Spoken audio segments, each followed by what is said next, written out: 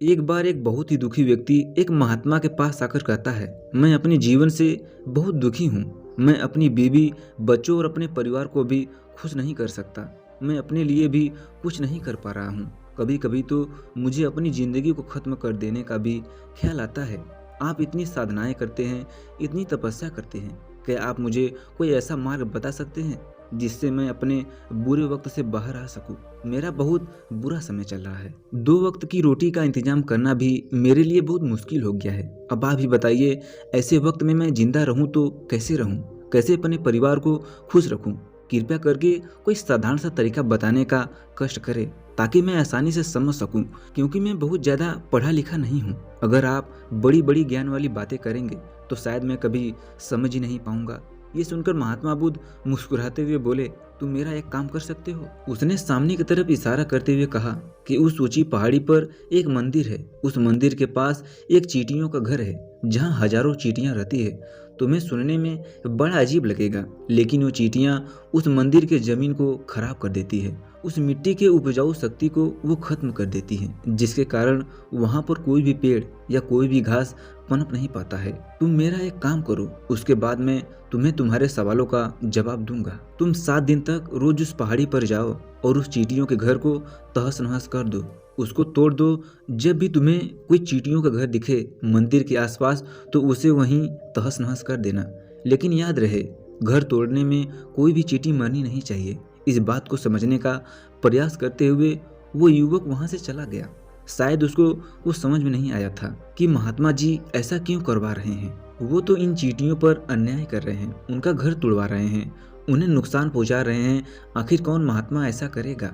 लेकिन फिर भी उस महात्मा की बात मानते हुए वो अगले दिन से ही पहाड़ी पर जाना शुरू कर देता है। जब वो पहले दिन पहाड़ी पर पहुंचता है तो वो देखता है कि बहुत सारी चींटियां अपना खाना जुटाने में लगी हुई हैं। सारी चींटियां कतार से चल रही थी और अनाज के छोटे छोटे कण उठाकर अपने घर में जमा करती जा रही थी। ये देखकर पहले तो उस युवक का मन कमजोर पड़ गया। उसने सोचा कि ये इतनी मेहनत करके अपना घर भर रही हैं और मैं इनके घर को तबाह कर दूंगा तो इनको कितना बुरा लगेगा।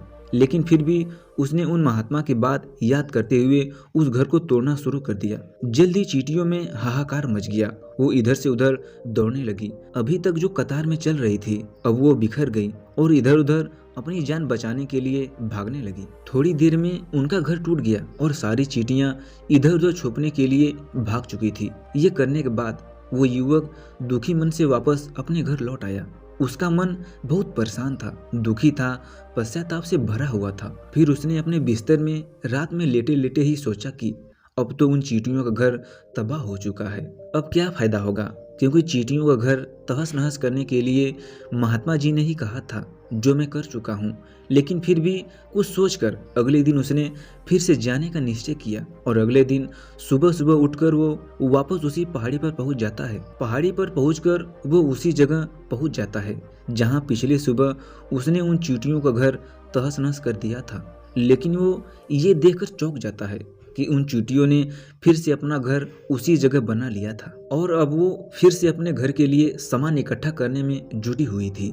उस आदमी को देखकर लगा कि ये चींटियां कितनी मूर्ख है। इनको पता है कि कल ही इनका घर इसी जगह तबाह किया गया है और उसी जगह फिर से उन्होंने अपना नया घर बनाना शुरू कर दिया। ये सोचकर उस आदमी को हंसने को हुआ, लेकिन फिर से महात्मा की बात याद करते हुए उसने उन चींटियों का घर फिर से तबाह करना शुरू कर दिया। फिर से उन चींटियों में हलचल मच गई और थोड़ी देर में फिर से वो चींटियां इधर उधर अपनी जान बचाने के लिए भागने लगी। कुछ ही देर में उनका घर फिर से नष्ट हो गया और वो युवक थोड़ा संतोष के भाव से कि इस बार तो मैंने अच्छी तरह से उनके घर को तबाह कर दिया, अब तो वो चींटियां यहाँ पर अपना घर बना ही नहीं पाएंगी। इसलिए जाने से पहले उसने उस जगह पर ठंडा पानी भी डाल दिया ताकि चींटियां वहाँ पर अपना घर बना ना सके। और इस तरह से अपना पूरा काम करके वो युवक फिर से अपने घर लौट आया। आज रात में सोते वक्त फिर से वो इंसान यही सोच रहा था कि क्या ये महात्मा सही काम करवा रहे हैं? क्या किसी का घर तबाह करना किसी सिद्ध पुरुष को शोभा देता है? क्या हो अगर वो महात्मा सिद्ध पुरुष हो ही ना? क्या होगा अगर वो मुझे बेवकूफ़ बना रहे हैं? लेकिन फिर उसने निश्चय किया कि मैं पहले अपने काम को पूरा कर लेता हूँ, उसके बाद ही पता चलेगा कि महात्मा मुझसे ऐसा क्यों करवा रहे थे। और यही सोचकर वो रात में सो जाता है। अगले दिन सुबह उठकर वो फिर से उसी पहाड़ी की ओर निकल जाता है। पहाड़ी पर पहुंचकर वो उसी जगह पर पहुंचता है जहां उसने उनके घर को तबाह किया था, और वो ये देखकर खुश हो जाता है कि वहां कोई भी घर नहीं था। सारी चींटियां वहां से भाग चुकी थी। अब उसने सोचा कि अब मेरा यहाँ रोज रोज आने से क्या फायदा, क्योंकि चींटियां तो अपना घर बदल चुकी हैं और महात्मा जी ने मुझे 7वें दिन आने के लिए कहा था, लेकिन आज तो तीसरा ही दिन है। अब बाकी के 4 दिन वापस आने से क्या फायदा। और यही सोचकर उसने निश्चय किया कि यहाँ से वो सीधा उसी महात्मा के पास जाएगा और उनको ये सारी खबर बता देगा। जब वो वापस मुड़कर उस पहाड़ी से उस महात्मा की कुटिया की ओर जाने लगा तो उसने देखा तो अचानक उसकी नज़र एक और घरांदे पर पड़ी जो कि चींटियों का ही बनाया हुआ था। मतलब कि वो घरौंदे चींटियों ने ही बनाया था और अब वो चींटियां नए घर में वास कर चुकी थी। ये नया घर उनके पुराने घर से थोड़ी ही दूर पर था। और जब उस युवक की नज़र उस घरंदे पर पड़ी तो उसने सोचा कि शायद महात्मा को पता था कि ये चींटियां अपना घर यहाँ से बदलकर किसी दूसरे जगह बना लेगी, इसलिए उन्होंने मुझे 7वें दिन आने के लिए कहा था। और ये विचार करके वो उनका नया घर भी तोड़ने के लिए पहुंच जाता है। जब वो वहाँ पहुँचता है तो चींटियां उसी तरह अपने कार्य में लगी थी।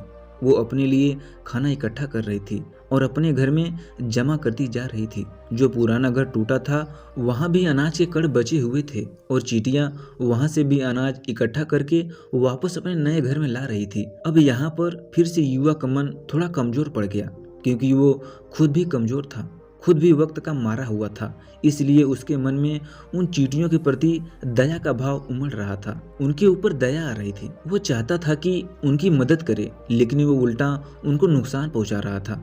लेकिन उस महात्मा की बात को याद करते हुए उस घर को तोड़ने का निश्चय किया और उसने इस बार बड़ी ही सावधानी के साथ बिना किसी चींटी को नुकसान पहुंचाते हुए वो घर को तबाह करना शुरू कर दिया। वक्त थोड़ा ज्यादा लगा, क्योंकि किसी भी चींटी को नुकसान न पहुंचाने की शर्त महात्मा ने पहले ही रखी थी, इसलिए उसको बड़ी सावधानी के साथ उन घरों को तबाह करना था। लेकिन आखिरकार उसने उस घर को भी तबाह कर दिया और उस घर को तबाह करने के बाद वो बड़े ही दुखी मन से, इस बार वो पहले से भी ज्यादा दुखी था, क्योंकि उसने उनका नया घर भी तोड़ दिया था। वो उन चींटियों को बसने ही नहीं दे रहा था और वो अब अपने आप को शैतान या दानव समझने लगा था।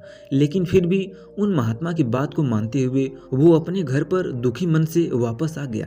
रात में सोने से पहले एक बार उसने फिर से सोचा कि मैं कितना बड़ा शैतान हूँ, कितना बड़ा दाना हूँ। पुराना घर तो छोड़ो, मैं उन चींटियों को कहीं भी बसने के लिए कोई जगह ही नहीं दे रहा हूँ। वो चींटियां मेरे बारे में क्या सोचती होंगी, वो कितना दुदकारती होंगी उस परमात्मा को जो मेरे द्वारा ये काम करवा रहा है। लेकिन फिर भी उसने अगले दिन जाने का निश्चय किया और अगले दिन सुबह सुबह वो फिर से वहां पर पहुंच गया। वो ये देखकर फिर से आश्चर्यचकित रह जाता है कि इस बार चींटियों ने एक और नई जगह अपना घर बना लिया था। वो पहले से भी ज्यादा ऊर्जा के साथ काम कर रही थी और उन्होंने एक रात में पहले से भी बड़ा घर बना लिया था और अब वो फिर से अपना अनाज और खाना इकट्ठा करने में जुटी हुई थी। ये देखकर उस आदमी को लगा कि ये चींटियां किस मिट्टी की बनी हुई है। मैं इनको बार बार यहाँ से भगाने की कोशिश कर रहा हूँ और ये वहीं पर अपना घर बना लेती हैं। क्या इनको पता नहीं है कि मैं इन्हें यहाँ पर कभी बसने ही नहीं दूंगा।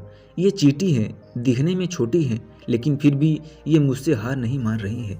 बड़ी ताज्जुब की बात है।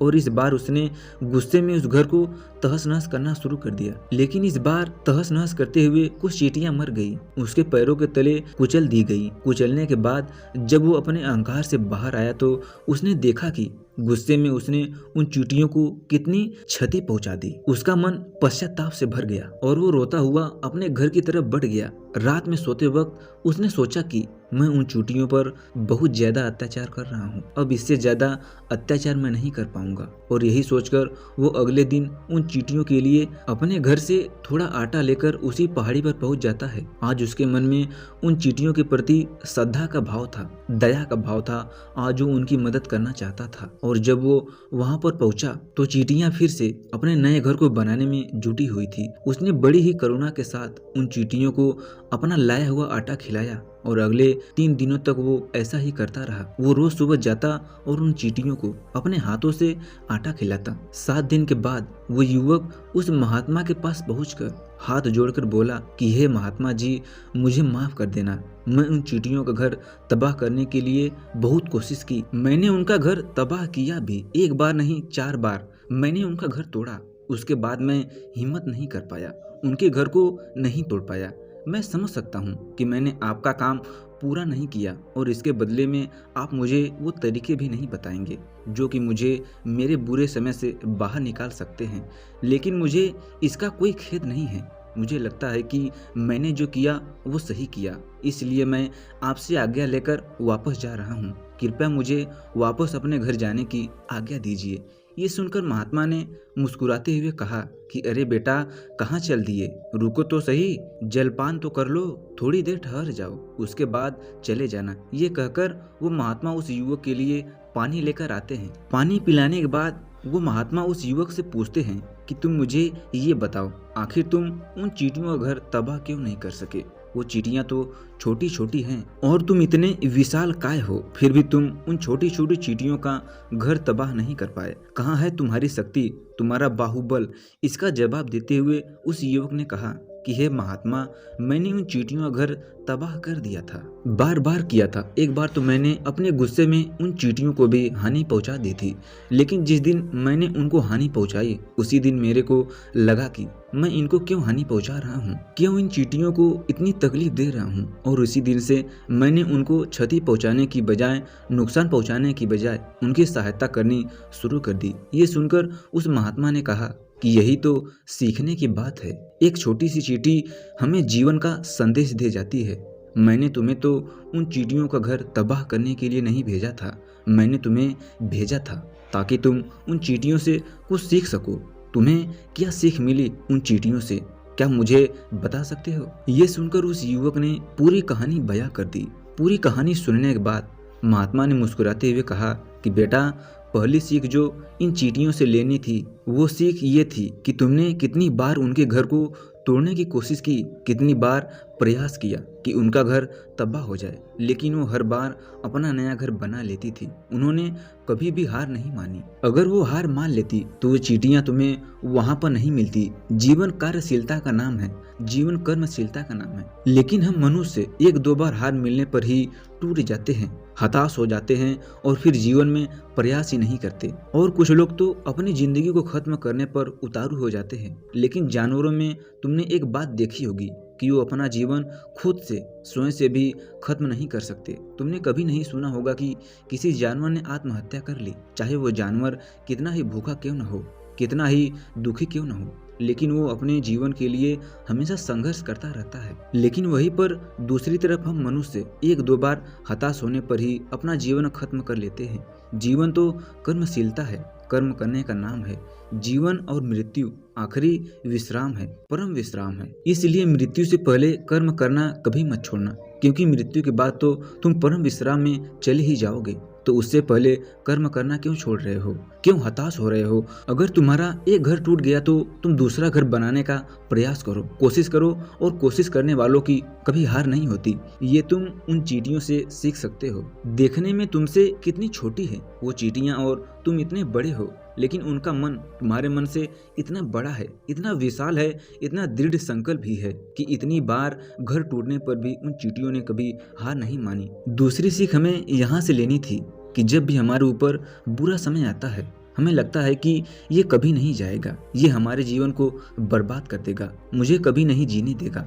और अपने इन्हीं ख्यालों से, अपने इन्हीं विचारों से, जिनका असलियत में कोई भी अस्तित्व नहीं है, वो सिर्फ विचार है और यही विचार हमारे मन को दुखी कर देता है। इसलिए हम प्रयास करना भी छोड़ देते हैं। लेकिन तुम खुद से सोचो, बार बार प्राकृतिक हमें क्षति पहुंचाएगी, नुकसान पहुंचाएगी, लेकिन जब तक पहुंचाएगी, अगर हम बार बार फिर से उठकर फिर से नया प्रयास करते रहेंगे तो प्राकृतिक भी हमारे सामने घुटने टेक देगी और वो भी एक दिन हमारे ऊपर दयावान हो जाएगी, कृपालु हो जाएगी और वो हमें सब कुछ देने लगेगी जिसकी हमने कभी कामना नहीं की थी। तुमने देखा होगा कि तुम उन चींटियों को तबाह करने के लिए पहुंचे थे, लेकिन बाद में तुम ही उन चींटियों को अनाज और आटा देने लगे। तुम ही उन पर कृपालु हो गए। क्यों हुए? क्योंकि तुमने देखा कि वो चींटियां हार नहीं मान रही थी। इसी तरह अगर हम भी अपने जीवन में कभी हार नहीं मानेंगे तो एक ना एक दिन ये प्राकृतिक तुम्हें सब कुछ देगी जो तुम अपने जीवन में पाना चाहते हो। इसलिए दो सीख याद रखना, कर्मशीलता कार्य करते जाना, और दूसरा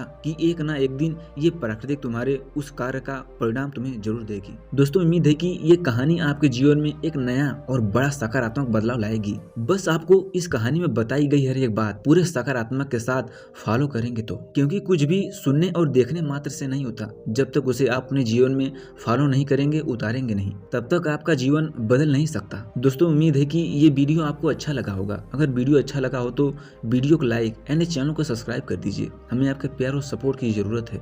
धन्यवाद।